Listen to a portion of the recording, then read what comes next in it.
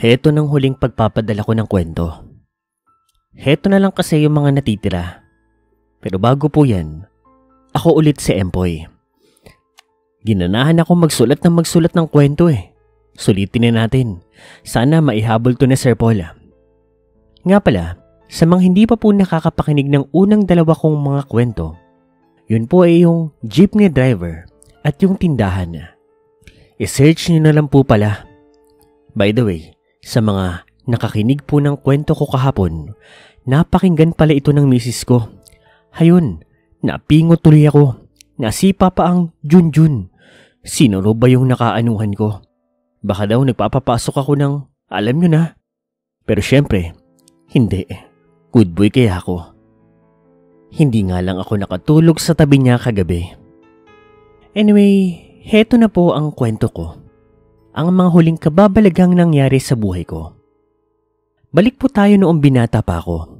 High school pa lang po ako nito. Batang bata pa. Undas po nun. Hindi ko nasasabihin kung saang sementeryo, pero dito lang din po yun sa Manila.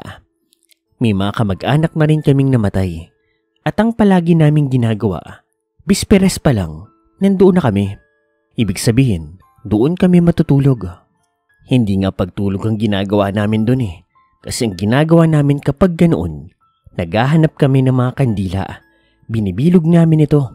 Tapos binibenta sa mga nagtitinda ng kandila. Tapos syempre food trip. Tapos kwentuhan. Yan ang ginagawa namin noong magpipinsan. Kaya masasabi kong masaya talaga kapag undas. Kumita ka na, nag-enjoy ka pa. Kayo, relate ba kayo sa kwentong undas ko?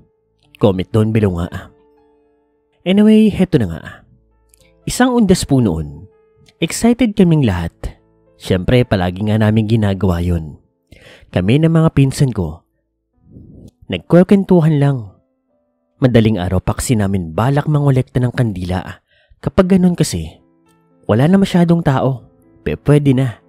Pero kapag mga alas 8, alas 9 o alas 10, marami pang tao niyan. Kaya kwentuhan at kainan muna kami. Lumipas po ang mga oras. Siguro mga alauna na po nun.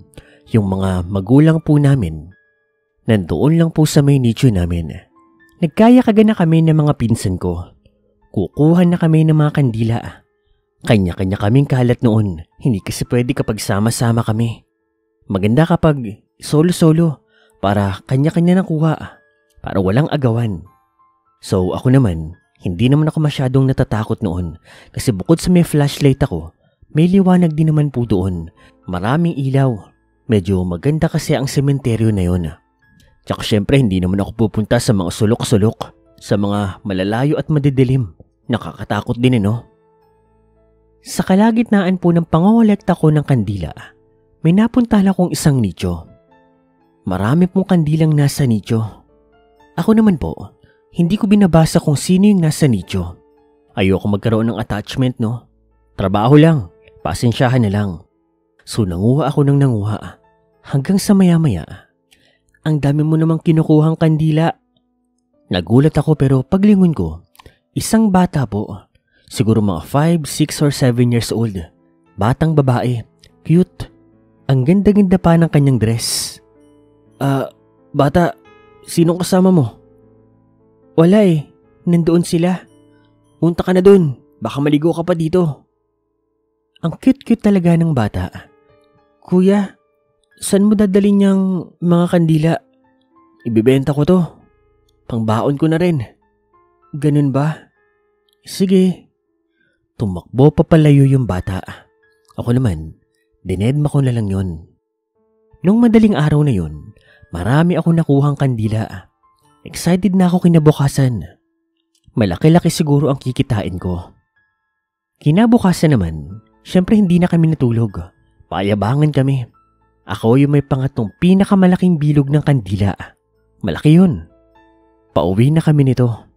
Nang mapadaan kami doon sa pinagkuhanan ko ng kandila na may batang sumitas sa akin. Sa pagkakataon po na yun, may mga tao pong nandoon. Tapos, nagtitirik po sila ng maraming kandila. Malulungkot sila. Umiiyak pa nga eh. Pero, doon ako natakot. Pagkakita ko kasi doon sa picture frame na kalalapaglampu nila, hindi ako pwedeng magkamali. Yung bata po na iyon ay yung bata na kumausap sa akin nung kumukuha ako ng kandila. Kahit putirik na ang araw noon, nanlamig ako bigla, nangilabot, nanlambot ang mga tuhod. Ang ginawa ko, napatakbo ko. Yung kandila nga, binato ko na lang sa isa kong pinsan. Ayoko akong ibenta yun. Baka mamaya, sundan ako ng kaluluwa ng bata eh. Diretso nga ako simbahan, humingi ng tawad at pinagdasal ko yung bata. At sa awa naman po ni Lord, umuwi ako na wala namang kasunod na kaluluwa. Mula nun, hindi na talaga ako nanguha pa ng kandila. Hetong sunod ko po na karanasan, meron na po akong asawa nito. Wala pa kaming mga anak nito. Bagong live-in pa lang kami. Undas po nito, pero this time, hindi po kami sa Manila nagundas. Sa Cavite po. Taga Cavite kasi ang mga magulang po ng napangasawa ko. Diyan po sa may 13 Martires City. Hindi ko na po sasabihin kung saan eksakto . So, yun na nga po. November 1. Hapon po kami nagpunta doon sa puntod po ng kamag-anak po ng asawa ko. Marami po kami nito. Nung nandoon na po kami, konti na lang po masyado ang tao. Mga alas 5 na po kasi ng hapon noon eh. Pauwi na siguro yung iba.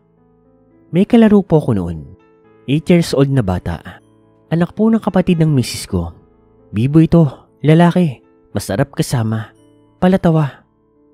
Ang nangyari, may dala-dala siyang bola noon. Loko-loko nga eh. Nagdidribble doon sa may mga nicho. Kundi ba naman tarantado? Inutusan naman ako ng lola niya, nanay po ni misis. Sundan ko daw at habulin, kunin yung bola. Pero hetong bata na to, talagang nagpapahabol. Nakakapikon nga eh, sarap kutongan. Yung trip-trip lang na laro nangyari parang naging habulan. Yung lokong bata pa na yun, tumatalon sa nicho, nagpa-parkour, nagdidribble. Alam niyo yung sementeryong minsan mataas, minsan mababa. Yung parang may mga floors. Tapos, pwede kang makapunta sa taas basta magaling kang magparkour. Ganoon ang ginawa ng mokong. Akyat ito ng akyat. Habol naman ako ng habol. Hanggang sinakarating na nga ako sa isang tuktok ng mga pinagpatong-patong na nicho. Ngunit nung nasa itaas na ako, wala naman ako nakita. Hindi ko na makita kung nasaan ba yung mokong na yun. Bigla nga akong kinabahan kasi baka nalaglag. Yari ako. Medyo mataas pa naman yun. Siguro mga 12 feet na rin. Ganon kataas. Nang bababa na sana ako, laking gulat ko na lang na doon po sa may kabila, may narinig ako na ungol.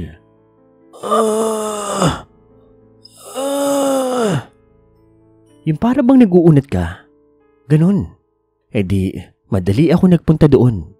At laking gulat ko na lamang po nang tibag-tibag ito na nicho. Imagine ninyo di ba maraming nicho, tapos nasa itaas. Tapos yung nichong nandoon sa kabila, sa pinakasulok at pinakadulo, bukas. Di, silip naman po ako. At pag silip ko, tangina, halos mapatili at mabakla ako. May bangkay sa loob at heto pa, nakadilat. Gumagalaw. Hindi ko alam kung namalikmata lang ba ako nun. Lasing ba ako o may tama ako? Pero lilinawin ko lang po. 2020 ang vision ko. Hindi ako nakainom. Higit sa lahat, hindi rin ako adik. Normal ako sa normal. Kasabay ng pagtili ko at pagkagulat. Takbo, talon, hanggang sa makabalik ako doon sa pinanggalingan ko. At putya, nandoon yung pamangkin ng asawa ko. Nakadila. Para bang inaasar pa ako. Oh, bakit naman pawis na pawis ka? Ano nangyari sa'yo? Siyempre, hindi ko sinabi kung anong nakita ko. Sigurado, magmumukha lang akong tanga. Pero real talk, nakakatakot po yun. Sa inis ko nga, nung pauwi kami, pasimple kong binatukan yung pamangkin ng misis ko. Shoutout sa'yo, Cholo. Visit ka. Heto na po yung huli kong story. Nangyari naman po ito. 3 na po ang anak ko. Family outing kami nito. Hindi na po jeep yung dinedrive ko nito. Medyo magaan-gaan na po ang buhay namin noon. Kaya't pinagkalooban kami ng Diyos ng sasakyan. So, November 1 po nito. Pero imbes po na mag-undas kami sa mga sementeryo, sinamantala po namin ang pagkakataon para makapagbakasyon. Alam nyo naman walang pasok kapag ganyan. Yung mga anak namin, pagod din sa pag-aaral. Masisipag kasi sa pag-aaral yung mga anak namin. Kaya makapagbakasyon man lang sana. Papunta kami ng south nito. Magbe-beach lang kami sa may Batangas.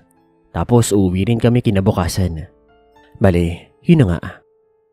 October 31 ng gabi. Nasa may Kalatagan na kami nito. Malapit na kami actually sa resort. Nang maya-maya po, napabagal po ang aking takbo. Literal na bagal. Sa harapan ko kasi, gabing-gabi, meron pong parang prosesyon na nagaganap. Mga nakaputi po silang lahat. Tapos, dahan-dahan po silang naglalakad. Hindi ko naman magawang mag-overtake. Paano naman? Kasi 2 lanes, sinakop po nila. Mukhang marami pa nga po sila eh. Hindi ko naman sila pwedeng businahan kasi baka posisyon nga yun. Kabasusan naman yun, diba? Maya-maya, nagising po ang misis ko. "O Empoy, bakit ang bagal mo?" Etong posisyon eh. Ang bagal. Kanina pa nga eh. Hindi ko ma-overtakean eh." "Posisyon? Anong pinagsasabi mo?" Pagbalik ko po ng lingon sa harapan ko, nagtaka na lamang ako nang wala na po yung posisyon. As in, nawala lahat. Imposible namang nagtakbuhan sila ng ganong kabilis kasi segundo lang naman ako napalingon sa likuran. May posisyon dyan kanina. Alam mo, Empoy, kung gusto mo ako na lang muna mag-drive, magpahinga ka muna, inaantok ka na ata. Yun nga po ang ginawa ko. Nagpalit nga kami ng misis ko. Siya muna ang nag-drive. Ako muna ang nagbantay sa mga anak ko sa likod. Pero sa totoo lang po, takot na takot ako sa mga sandaling yun. Matatakotin akong tao eh. Isa pa, kasama ko ang mga anak ko.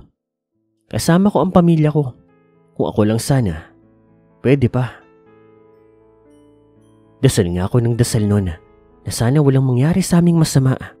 Ngunit makalipas lang po ang kalahating oras, ay nakarating na rin kami sa wakas sa resort na pagtutuluyan namin. Hindi ko na kinuwento pa kay misis yung nakita ko kasi baka mamaya, miski siya, matakot na rin. Heto na po ang huling karanasan ko. Hindi ko talaga alam kung bakit tapitin ako ng mga kababalaghan. Anyway, sana hindi na maulit. Pero kapag naulit, asahan nyo, magpapadala ko. Hanggang dito na lang po muli. Ako po si Empoy.